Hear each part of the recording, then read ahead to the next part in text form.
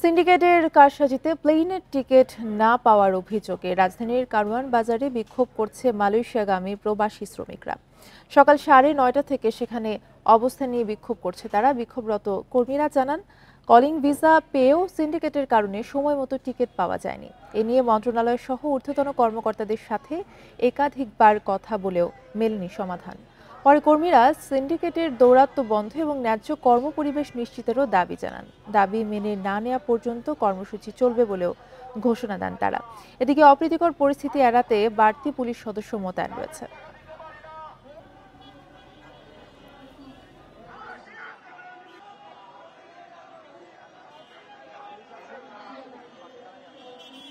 আমাদেরকে মালয়েশিয়া পৌঁছে দিতে হবে, নাইলে আমাদের অবস্থা খুবই খারাপ, আমাদের চলার মতো কোনো উপায় নেই।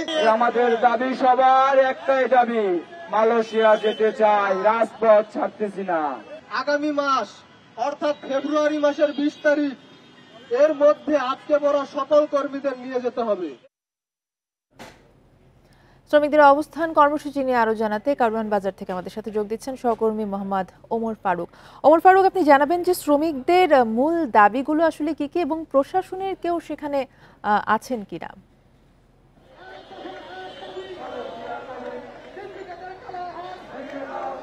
দেখুন, আজকে প্রবাসী যারা মালয়েশিয়া যাওয়ার কথা, যে সংকটটি কিন্তু আজকের সংকট নয়, গত 2 বছরের সংকট। অর্থাৎ তারা মালয়েশিয়া গত 31শে মে কলিং ভিসায় যাওয়ার কথা ছিল। এরপর থেকে কিন্তু ভিসার যে ফি এবং টিকিটের ফি, যে জায়গায় 70-75 হাজার টাকা, সেই জায়গায় কিন্তু 2 থেকে 3 লাখ টাকা বাড়িয়েছে। অর্থাৎ এক একজন 6 থেকে 7 লাখ টাকা করে তারা কিন্তু এখানে দিয়ে তারা এখানে ভোগান্তির শিকার হচ্ছে। এবং এজেন্সিগুলো যে 4 থেকে 5টি এজেন্সি ছিল আওয়ামী লীগ সরকারের সময়, যারা এই এজেন্সিগুলো নিয়ন্ত্রণ করত, তারা কিন্তু 4টি এজেন্সি প্রায় 18 থেকে 20 হাজার কোটি টাকা নিয়ে তারা পালিয়েছে। এবং বেশিরভাগই কিন্তু যে এজেন্সিগুলোতে এখনো যেগুলো রয়েছে সেগুলোতে গিয়ে কিন্তু তারা তাদের টাকা ফেরত পাচ্ছে না।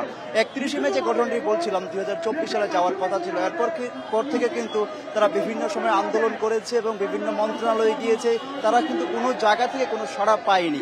এরপর থেকে যে বিষয়টি দাঁড়িয়েছে, আওয়ামী লীগ সরকারের পতনের পর অন্তর্বর্তী সরকারের মন্ত্রণালয়ে তারা কয়েকবার গিয়েছে এবং তাদেরকে কিন্তু বারবার আশ্বাস দেওয়া হয়েছিল। ওই আশ্বাসের ফাঁকে এজেন্সিগুলো কয়েকটি পালিয়ে গিয়েছে এবং যার কারণে তারা কিন্তু ভোগান্তির মধ্যে পড়তে হয়েছে। এবং তারা বলছেন তারা কিন্তু এক একজনে 6 থেকে 8 লাখ টাকা করে দিয়েছেন এবং সবগুলো টাকাই তারা ঋণ করে নিয়েছেন, বিভিন্ন জায়গা থেকে নিয়েছেন, যার কারণে অনেকে পলাতক রয়েছেন, বাড়িতে যেতে পারছেন না। সব মিলিয়ে তারা অসহায় অবস্থায় রয়েছেন এবং তারা হতাশাগ্রস্ত হয়ে পড়েছেন। এর ফলে আজকে 9:30টার দিকে তারা কারওয়ান বাজারে এসেছেন। এসে প্রথমে তারা বিক্ষোভ মিছিল করেন, তারপর তারা সড়ক অবরোধ করেন। তারা বলছেন যে তারা যে জায়গাটি রয়েছে অর্থাৎ ইউটার্ন, যে কারওয়ান বাজারে, সেই কারওয়ান বাজার ইউটার্নে তারা বসে আছেন, যার কারণে এই ইউটার্ন দিয়ে কিন্তু কোনো ধরনের সড়ক যান চলাচল করতে পারছে না।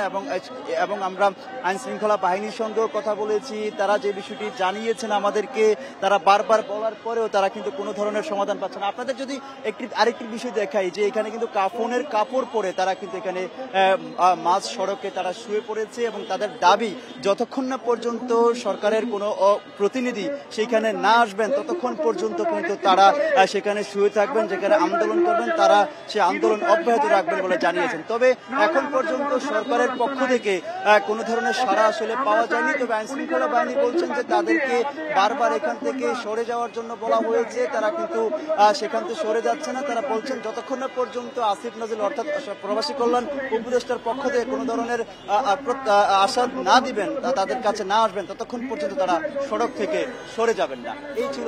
জি, ধন্যবাদ আপনাকে। মোহাম্মদ ওমর ফারুক জানাচ্ছিলেন কারওয়ান বাজার থেকে।